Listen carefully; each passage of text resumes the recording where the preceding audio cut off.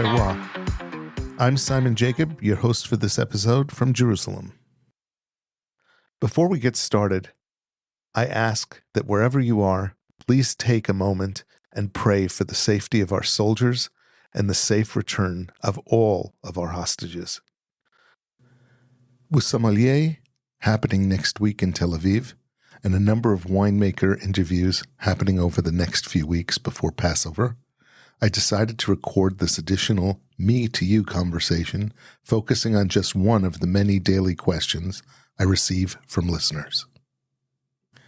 If you're commuting in your car, please focus on the road and enjoy. If you're home, please choose a delicious kosher wine and sit back and listen in on this personal wine conversation. Welcome to this episode of the Kosher Terroir. This week, I'm going to discuss a rather mundane but important topic, a topic I get asked a ton of questions about: wine storage. There are actually many sides to this question, so I'm going to break it down into a few basic categories. The first is environment, the environment you need to keep your bottles of wine in. The second is time horizon. How long are you planning to store this wine for? The third is budget, which is self-explanatory. The fourth is show and display. Of the storage component, do you want to show your wines? Do you want to display them? What are you going to do? And finally, the fifth is scalability. How can you grow that storage in a reasonable way? So, under environment, the very first thing that comes to mind is temperature. In my experience, wine storage temperature is extremely overrated and receives way too much focus. Don't get me wrong. Either freezing bottles or cooking bottles can and usually will destroy bottled wines. But there is a vast range of temperatures between those two outcomes. The right temperature for wines surprisingly depends on your cultural background. Some examples are when it comes to storing white wines long-term in the United States, the general consensus is that you should aim for temperatures between 45 degrees Fahrenheit and 55 degrees Fahrenheit, 7 degrees Celsius to 13 degrees Celsius. This range is cool enough to preserve the quality of the wine, but not so cold that it could negatively affect the wine's flavor or texture. It's worth noting that while some wines might benefit from slightly cooler or warmer temperatures within this range, the difference is generally negligible. While white wines prefer cooler temperatures for storage, in the U.S., reds are usually stored at a slightly warmer temperature of between 55 degrees Fahrenheit and 65 degrees Fahrenheit, or between 13°C and 18°C. This allows the tannins in red wines to soften and evolve over time, enhancing their flavors and aroma. It seems that while the general guidelines for wine storage temperatures are the same in France and the UK as they are in the US, I've noticed that the French tend to keep their wines 5 to 10 degrees colder in Fahrenheit, and that this practice has spread to the UK and also to Israel. There are some nuances to consider, though. For example, different wine regions in France produce wines of varying aging potential. So it's essential to know which wines are made for aging and which are best consumed fresh. In summary, while the basic principles of wine storage apply globally, understanding the specific characteristics of the wines you're storing can help ensure that they are stored optimally. Under environment, let's talk about vibration next.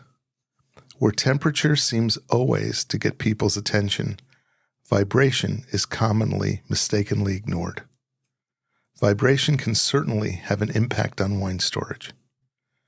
Frequent and intense vibrations can disrupt the delicate aging process of wine potentially leading to unwanted chemical reactions that can affect its taste, aroma, and color.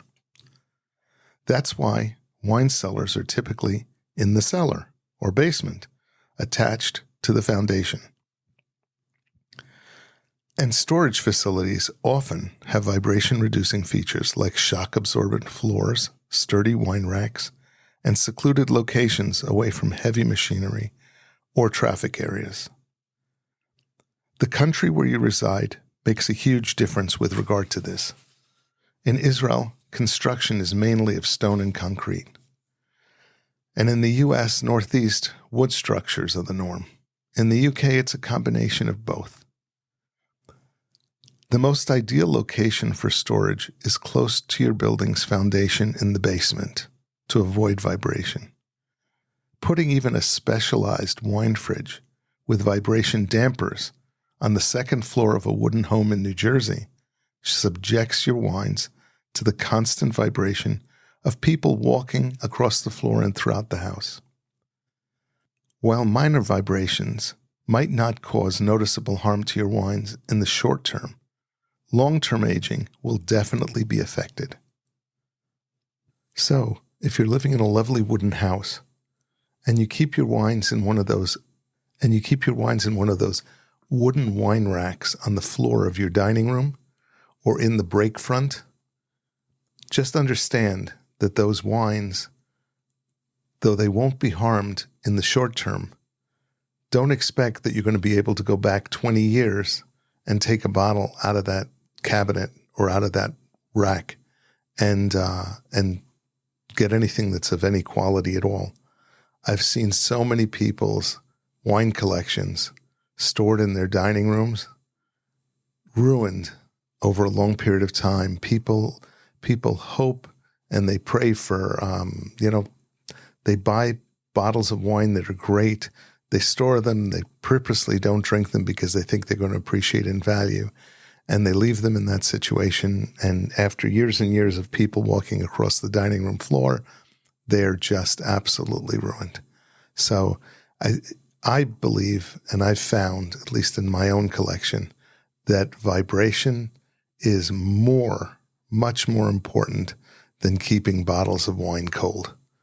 You certainly, if you're going to bake them again or chill them till they're frozen, that's terrible. But if you're keeping them within, an environment that a human being can be in, it's not nearly as much a problem as the vibration. So it's always best to err on the side of caution and minimize vibrations as much as possible for optimal wine storage. When it comes to wine storage, maintaining the right level of humidity is also crucial for preserving the quality of your wine. Here are some guidelines and reasons why humidity matters. The ideal humidity range is a relative humidity of between 55% and 75%. This is generally considered optimal for wine storage. Adequate humidity prevents corks from drying out, which can cause them to shrink and let air into the wine bottles. This can lead to premature aging and the potential for spoilage of your wine. Proper humidity levels also help preserve wine labels and prevent them from drying out and peeling off. By keeping an eye on humidity levels, you can help ensure your wines and their bottles stay in the best condition possible. But a lot of these requirements are totally dependent on the time horizon of your storage requirements. Not all wines are created equal when it comes to aging potential. There are some general guidelines for how long different types of wines can be stored.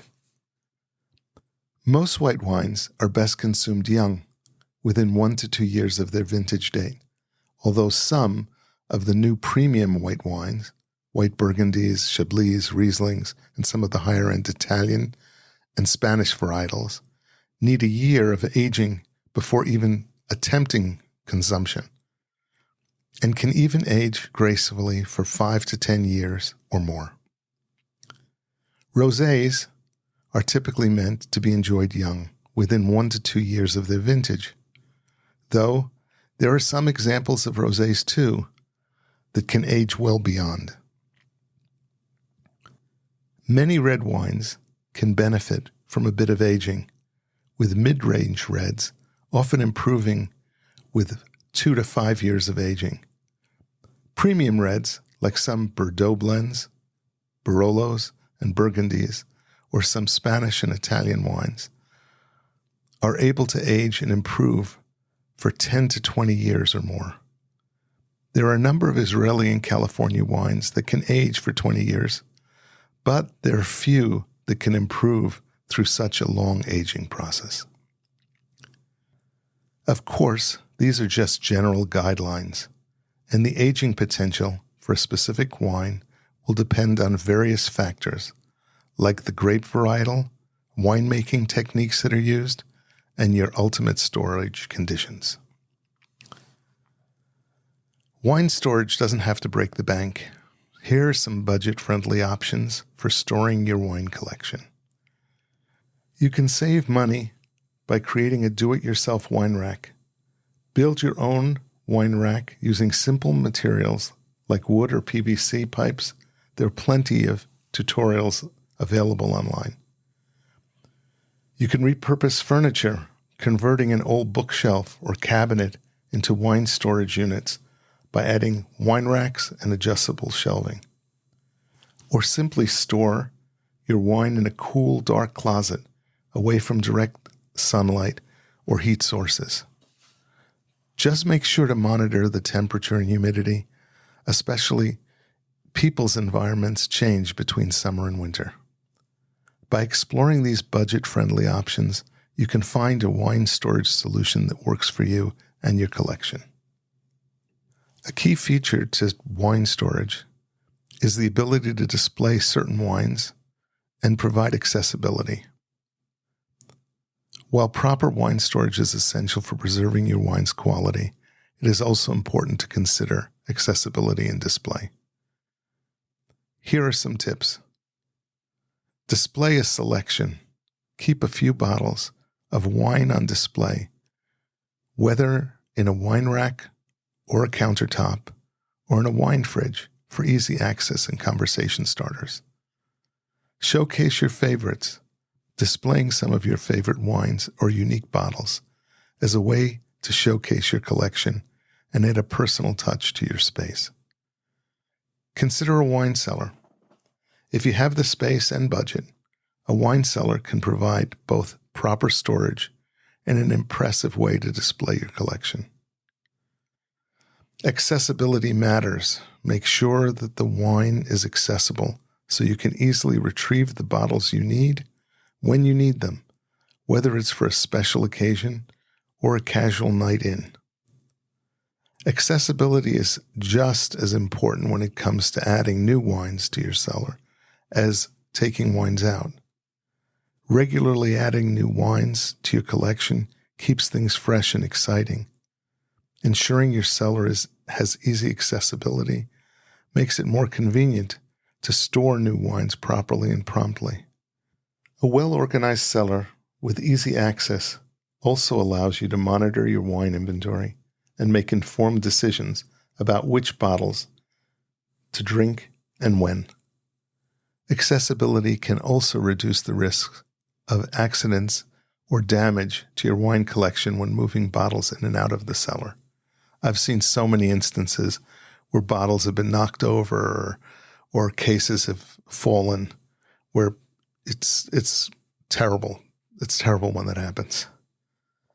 So accessibility isn't just about retrieving wine from your cellar.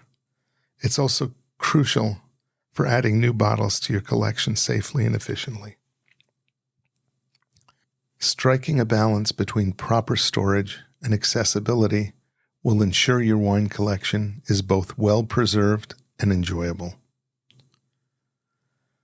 Scalability. There's no hard and fast rules for how many bottles of wine per person a cellar should contain, as it depends on personal preferences and drinking habits.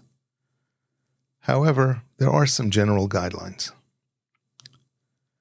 Among casual wine drinkers, those of you who enjoy a glass of wine occasionally, a small collection of 20 to 50 bottles might suffice. Enthusiasts, for those who enjoy wine regularly or like to explore different varietals and vintages, a cellar with between 50 and 200 bottles might be appropriate.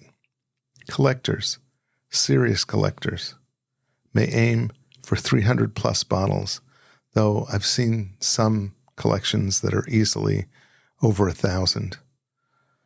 Allowing them to build a diverse collection, invest in rare wines, and age their wines for longer periods, especially with a lot of the new kosher wines coming from different places that really need to be aged for longer periods of time. If you're going to get into some of the French Bordeaux wines or some of the really fancy new Italian or Spanish wines, it's probably better to be able to store at least 5 or 10 vintages before you start drinking them over a period of time.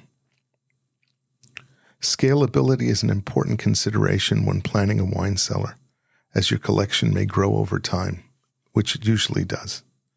Start small, but plan big. Even if you're starting with a smaller collection, consider designing your cellar with potential expansion in mind. Choose a wine rack system that's modular and can be easily expanded, such as stackable wine racks or adjustable shelves. Maximize your cellar storage capacity by utilizing vertical space, such as with floor-to-ceiling wine racks or tall shelving units. And if you still have some money left over, invest in climate control. A well-designed climate control system can help maintain optimal temperatures and humidity levels, even as your collection grows. Because our listenership stretches across 37 different countries, I don't want to suggest any one specific unit because there's all different power requirements across these countries. But I want to tell you that there are so many options now. It's just amazing. Small options, large options, options that are far away from walls or windows, options that can even pop in a wall or window and give you climate control that you need. So if you've got the money to do it, it's a worthwhile feature. But again, temperature control is not as important as consistency of temperature. You don't really need to chill the bottles down as long as they are consistent. Having consistency, it's really, really important. And as I said before, by keeping scalability in mind, you can ensure that your wine cellar is ready to grow along with your passion for wine. Remember, the size of your cellar should ultimately reflect your passion for wine and your personal needs. Quality is more important than quantity. I'm going to repeat that. Quality is much, much, much more important than quantity. So focus on building a collection that you truly enjoy and that you want to drink. So many times I've in the past bought bottles, and a year later or 2 years later I've looked and I said, why am I taking up my wine cellar with those bottles? Quality, quality, quality is what you want to try to get. So while the overall principles of wine storage remain the same, the specifics might vary slightly from country to country. Maintaining consistency is key. You don't want your reds or your whites to experience storage fluctuations that could affect their quality. Finally, if you can't provide an environment for your wines, you're either in a small apartment or you're sharing a house with other people, there are many third-party wine storage options. A few weeks ago, I interviewed Honest Grapes in the UK, who provides such a storage option. I know here in Israel, there's an organization called Cork and Cellar that has a very reasonable approach to storing wines. And There are many. They're all over the United States, a bunch around the New York area, a bunch in California. So if you don't have real access to storage in your own house, get a small local wine refrigerator and store the rest of your collection in one of these third-party storage facilities. One of the benefits of the third-party storage facilities is they keep track of the wine that you have stored there, most of them, and they allow you typically to access that via an app, so that you can keep an app on your phone with the bottles that you have. Some of the other features that they allow, these third-party storage facilities allow you to actually trade wine with other wine collectors, and actually they facilitate purchasing wine and having it shipped directly into your storage rather than having you schlep it back from even a winery or a wine store. I hope that's answered your questions with regard to wine storage. There are a few other little tips that you should know about. Wine bottle sizes have become very awkward, where in the past they were pretty standardized in size. Many of the new rosé bottles are kind of this awkward trumpet shape almost, and you've got to plan for being able to store those in your wine cellar. The other things are being able to store oversized bottles like magnums. It's worthwhile planning to be able to store those. And there's some smaller, thinner bottles like Rieslings that all of these now fit into different size slots. Though for the most part, Rieslings aren't a problem because they fit into any of the sizes. But the rosé bottles and some of the newer sized bottles are really annoying to be able to fit into the racks properly. So just to make you aware of that. If you have any further questions, I don't know what you might, but if you do, please feel free to drop me a line. The email is there, and please feel free to send me an email, and I'll be sure to respond to it as quickly as humanly possible. Actually, it's easy to reach me. Anyway, it's the kosher terroir, TERROIR, at gmail.com. That's the fastest way to reach me. So feel free, drop me a question or drop me a suggestion, and I'm happy to come back to you. Also, I'm trying this shorter format for a couple of the episodes. I will be going back to longer episodes, but if you prefer the shorter, please let me know. Or if you hate the shorter episodes, please let me know that too. All right. So thank you very much for listening to the Kosher Terroir. I look forward to visiting with you again next week. Shabbat Shalom Barach.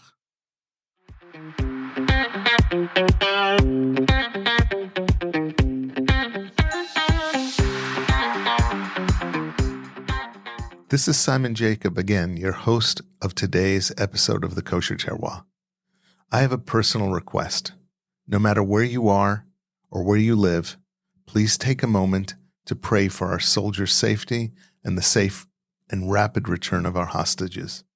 I hope you have enjoyed this episode of the Kosher Terroir. It was exciting and informational for me as well. Please subscribe via your podcast provider to be informed of our new episodes as they are released. If you're new to the Kosher Terroir, please check out our many past episodes. Again, thank you for listening to the Kosher Terroir.